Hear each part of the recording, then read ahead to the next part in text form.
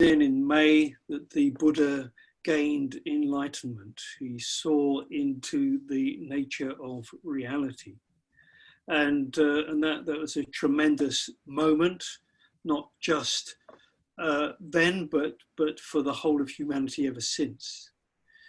And his first attempt to express what the nature of reality is was in fact the unfolding of the Four Noble Truths at the Deer Park in Saranath.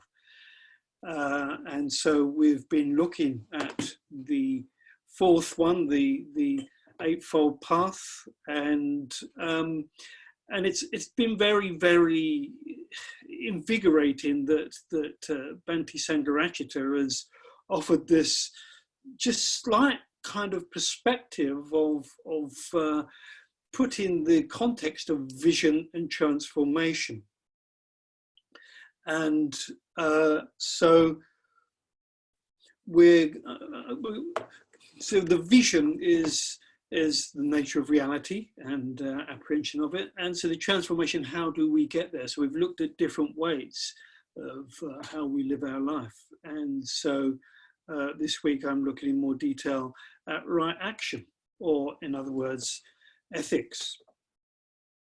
And again, to understand the Dharma, to understand the nature of reality, to understand the pith, if you like, of what the Buddha was seeking to express, we only have to look to his death, actually. So the story goes that he was in the parinirvana pose, lying on his side, and in his 80s, and he was about to die, and then he was asked, is that what is the final teaching as such, or what is the summation of what the Dharma is about?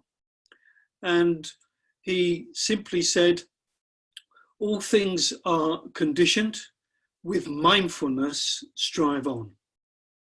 All things are conditioned, with mindfulness strive on. So we don't really need much more than that in a sense. And it's as simple and as profound as that. Yeah. And it's all taken us towards liberation. Yeah. So what is liberation? It's helping us to, as I constantly say, transcend the subject-object dichotomy. It's going beyond the delusion of the separation between self and other. And that is an aspect of the law of conditionality, pratyeka samutpada, and the means is being aware of that, mindfulness of that. And so it's, I remember when I was studying, I studied religion and philosophy and then Eastern religions. And I remember first encountering the teachings of a Dutch philosopher called Spinoza, which of course is echoing what the Buddha has said. And he said, it's not knowing the truth, but being the truth. So in a sense, the essence of what I'm saying this evening, it's not knowing about ethics, it's being ethical. Yeah. And likewise, there can be a tendency that many people have of acquiring knowledge rather than developing understanding and practice, and how that affects how we interact with the world. So it's ethics as liberation or freedom, it doesn't matter which, and so it's freedom from what to what. Yeah.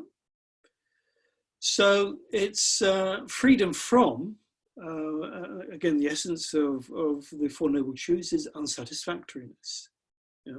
Samsara, unskillful acts and unskillful states of mind.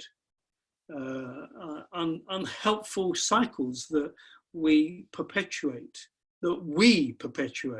you know.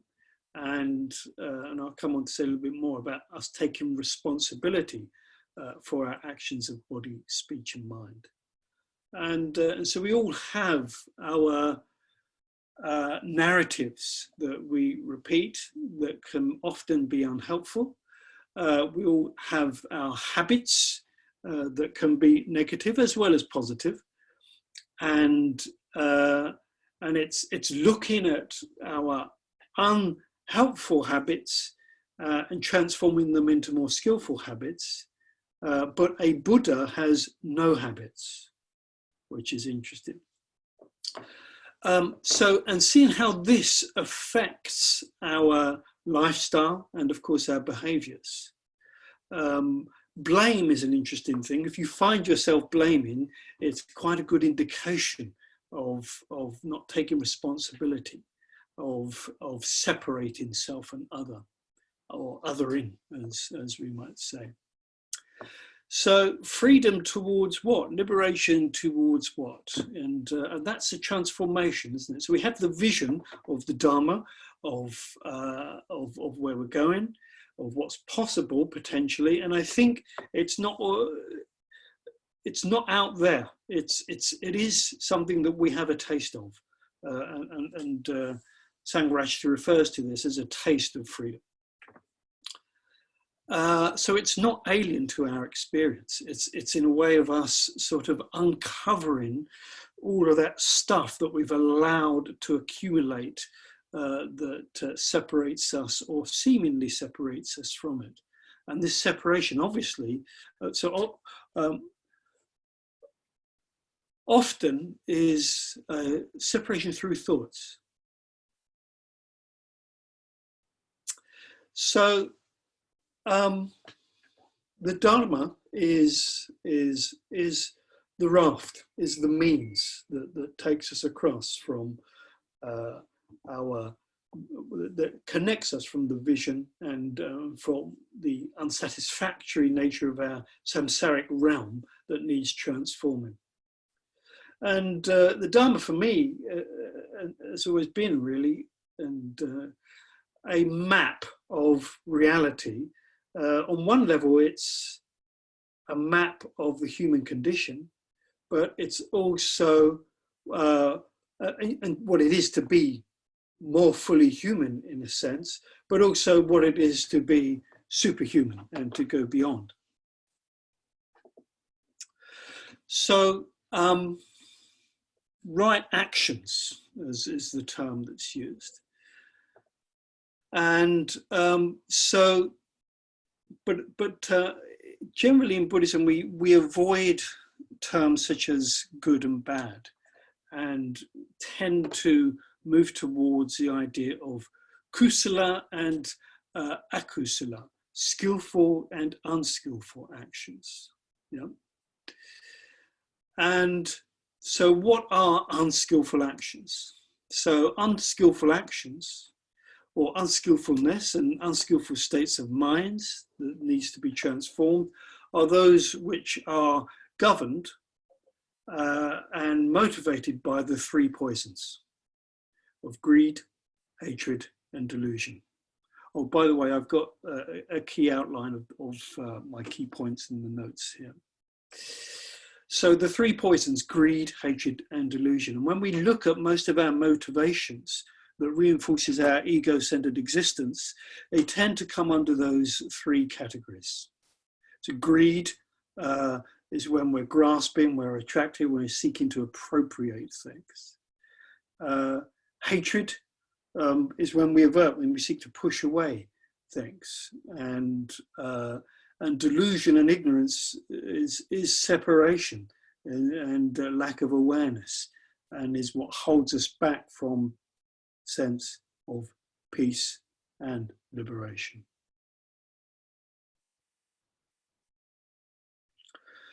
So the great thing about the Eightfold Path is, again, it's a map of how I can live my life. And it's one of the key things that attracted me to the Dharma was that it is a simple outline of how I can live my life, which helps me go beyond an ego-centered existence. So the distinctive feature of Buddhist ethics, as I said, is skillfulness and unskillfulness, and therefore intentionality. What is the intention behind acts? So we can do various acts, but if the intention behind them is the three poisons, then they become unskillful. If we're seeking to be kind, generous, and loving, etc., then that's a more skillful states of mind and actions that we come from that. So the distinctive feature again of Buddhism is gacchami.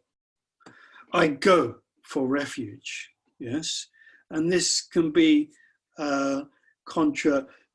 distinction to other religions. So Christianity, it's about credo, it's believing, having a belief in things, usually things that don't make sense, but it's about a belief in a certain supernatural realm.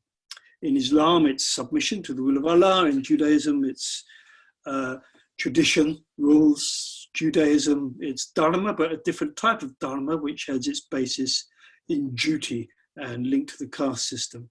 Sikhism, equality. Sorry, you can tell I used to be an RE teacher. So what distinguishes Buddhism is gacchami, I go. So it's about what we do, yeah? So it's not always just thinking about, it'd be nice to be more generous and kind and considerate of others. It's about what you do, yeah? And of course, going for refuge to the three jewels, the Buddha, the ideal of enlightenment, the Dharma, the teaching, the nature of reality, and the Sangha, the spiritual community of others, and the enlightened beings. And as was mentioned last week, we do this. Again, this is quite radical from a religious point of view, a spiritual point of view. We do this with body, speech, and mind, yeah, with body, speech, and mind. So with body, it's about what we do with ourselves, how we act. With speech, what we're saying, and the effect that has upon others, and with our mind. I'll come back to that in a moment. And it all comes back to harm, this sense of harm and separation. Or this view of separation between self and other. So the mind, and I've got a nice quote from Sangha where he says, "A hateful thought can work untold harm in the world. All deeds of violence were once hateful thoughts, just as all acts of charity were once thoughts of love." Hateful thoughts can work untold harm in the world. All deeds of violence were once hateful thoughts, just as all acts of charity were once thoughts of love. So again, this brings us closer to the nature of reality as interconnectedness. And of course, we have the 5 precepts, which are another map of helping us transcend the subject-object dichotomy, helping us break down the idea that we are separate. And so, I'll just go through them briefly. That the first one, and in a sense, the first one is an abbreviation of all of the others. So the first one is to avoid harm to all living beings, ahimsa, avoid taking life, if you like. But it's about avoiding harm. And then the second one, not taking the not given. And the second one, to avoid sexual misconduct. And the principle of false speech, the next one. and the principle of abstaining from intoxicants which cloud the mind. And again, Sangha has given us the positive aspects of those, and this helps us to come to the sense of developing a quality of experience. It's not just an idea, it's a quality of experience that when we are more ethical, that we experience a greater sense of love, of generosity, of stillness, simplicity and contentment, of truthfulness, openness, connectedness and mindfulness. Bhante has also said that fundamentally violence is the assertion of one's ego at the expense of another. The assertion of one's ego at the expense of another. So,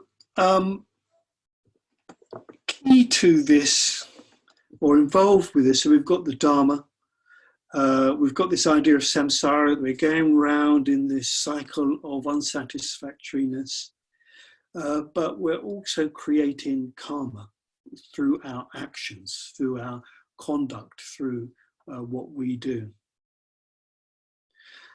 And what is karma? Karma is that actions have consequences. And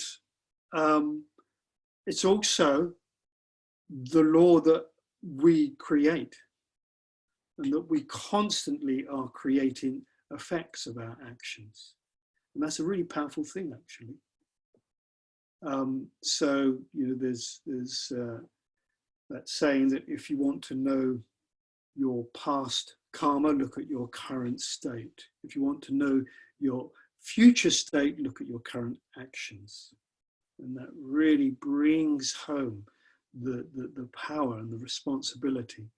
And that's becoming an adult, really, of taking responsibility for our own actions of body, speech and mind. I remember there being a discussion with a Catholic priest who had celebrated 50 years as a priest and taking confessions. And he was asked, what is it that you've learned from all these years of hearing people's confessions? And he said, we're all just children. I suppose one could say that maybe he meant that of Catholics, but certainly as I see it from a Buddhist perspective, becoming an adult is taking responsibility of your own actions of body, speech and mind.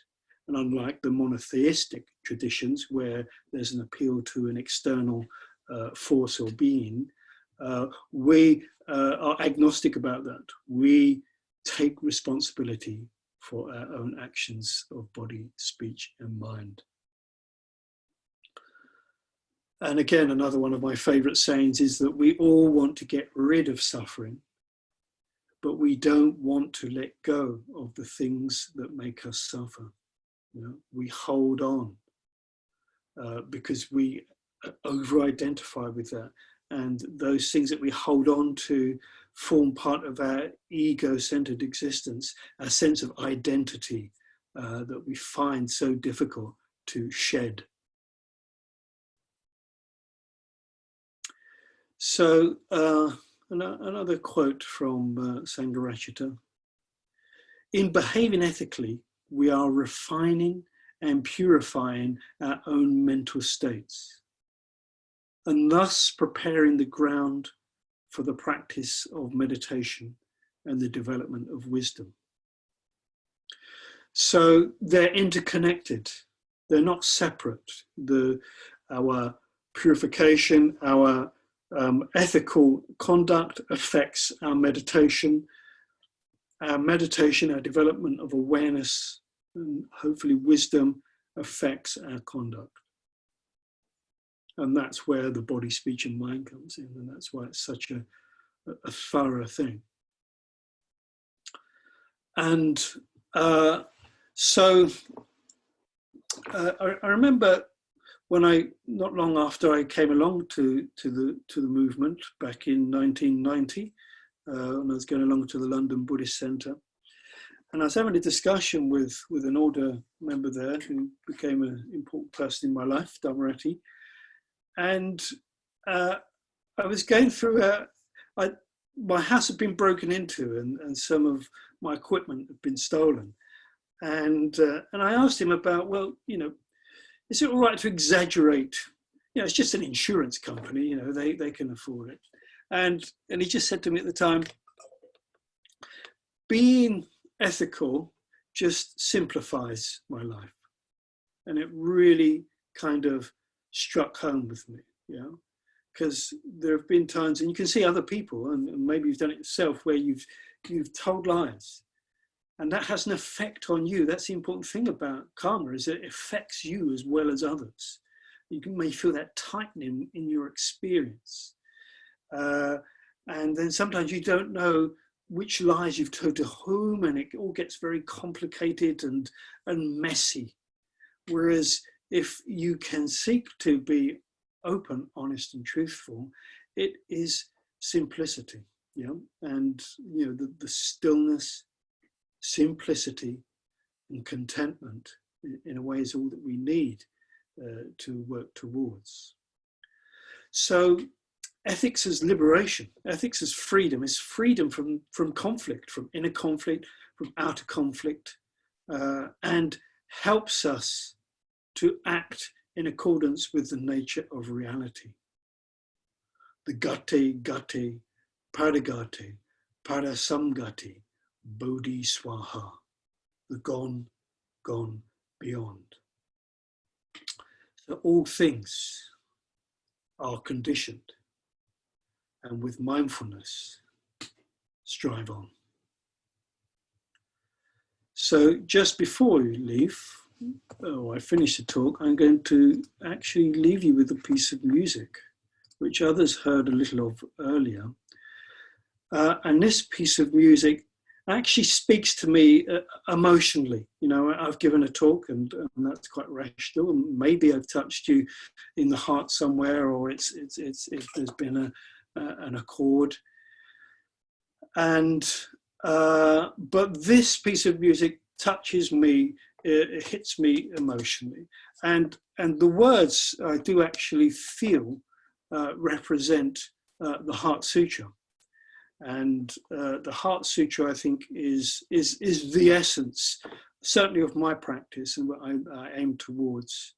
And as I mentioned earlier, we have a tendency to read and read and read and accumulate knowledge, whereas sometimes we just actually need to practice more and simplify more.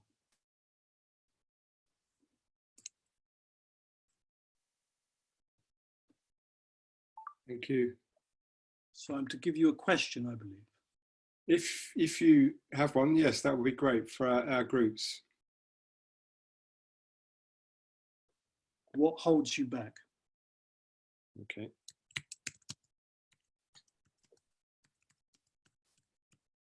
What holds you back from anything in particular, or just that? Well, in the context of the talk I've just given. Yeah. Okay.